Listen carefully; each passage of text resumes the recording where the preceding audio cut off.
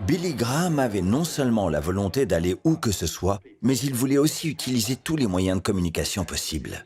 No matter what your race, whatever color the skin, God loves you. Le 1er juin 1957, sur la chaîne ABC, les téléspectateurs virent quelque chose qu'ils n'avaient jamais vu auparavant. La première diffusion en direct d'une croisade de Billy Graham. Jesus Christ died on the cross of his own volition. Il connaissait la valeur des médias. Il connaissait l'importance de passer ses croisades à la télévision. Un nombre exponentiel de gens les verraient. Des millions. Le Dr Graham avait toutes les qualités. Beau comme une star de cinéma, avec un langage que tout le monde pouvait comprendre. La télévision était un excellent média pour lui. Il avait cette étincelle visible dans les yeux. On ne pouvait cesser de le regarder. Même s'il n'était pas toujours sur l'estrade, il restait fidèle au message. Les gens très religieux vous critiquent-ils pour être venus dans cette émission? Ils disent « Que faites-vous » Un petit nombre de gens me critiquent, mais je leur répète que le Christ allait parmi les publicains et les pécheurs, et que je peux venir chez Jack Paar. Transgresser les 10 commandements est possible par la pensée, l'intention, et c'est pourquoi la Bible dit que nous sommes tous pécheurs. Même Ed est un pécheur. Bien, c'est plutôt surprenant. Jésus dit que si tu regardes une femme pour la convoiter dans ton cœur, tu as déjà commis l'adultère. J'ai vraiment un problème avec ce truc-là. Je vais vous dire pourquoi. La Bible dit que tous ont péché, d'où notre besoin du pardon de Dieu. Et c'est pourquoi le Christ est mort sur la croix. Je ne veux pas m'appesantir sur ce sujet. Phil, vous avez vraiment rougi. Papa acceptait de se rendre dans les émissions profanes, car il les considérait comme un moyen de plus pour prêcher l'évangile de Jésus-Christ. Que ce soit dans le Larry King Live ou dans Meet the Press, ou dans toute autre émission n'ayant absolument rien de religieux, il n'est jamais sorti de son message. Quel est votre but?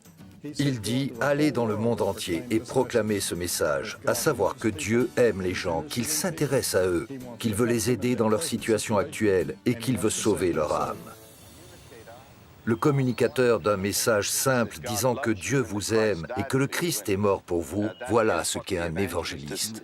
Avec Graham, on savait parfaitement que l'important, c'était le message et non l'homme. Many of you tonight desperately need Jesus Christ. Well, I want to tell you tonight. Le cœur humain est le même partout dans le monde, et l'évangile est le même. Il n'a pas du tout changé. Je pense que si le clergé pouvait comprendre ceci, en prêchant un message simple de l'évangile, sans le diluer, les gens y seraient plus sensibles. The Bible, from Genesis to Revelation, points to Christ. He was the Son of God. He was the only one in the universe that could bear all of our sins. Who is this unique person that comes across the pages of history? He died for you. God offers you forgiveness. He offers you mercy. He offers you a new life. God so loved the world that he gave his only begotten Son, that whosoever believeth in him should not perish, but have everlasting life. Je suis réellement toujours surprise quand je vois quelqu'un assis à la plus haute rangée d'un stade vouloir descendre devant cet homme qu'il pouvait à peine voir de loin. La seule chose qui peut attirer les gens doit être le Saint-Esprit. Quand on proclame l'Évangile, c'est une autre voix qui parle. Et je dépends de cette autre voix quand je prends la parole. Je sais que je reçois l'aide du Saint-Esprit. I believe you are here by divine appointment. I believe this is your night with Almighty God. Je sais également que dans ce public, pratiquement tout le monde a connu la solitude. Ils ont tous commis des péchés et ils le regrettent. Il y a des gens qui ont peur. Il y en a qui ressentent un besoin pressant de croire en quelque chose. And from the cross, God is saying to the whole world, I love you, I love you, I love you, I love you, I love you. And all he asks us to do is to come and surrender our lives to him and believe in him and repent of our sins and change our way of life. And I'm going to ask you to do that. I'm going to ask you to do something that we've seen thousands of people all over the world do.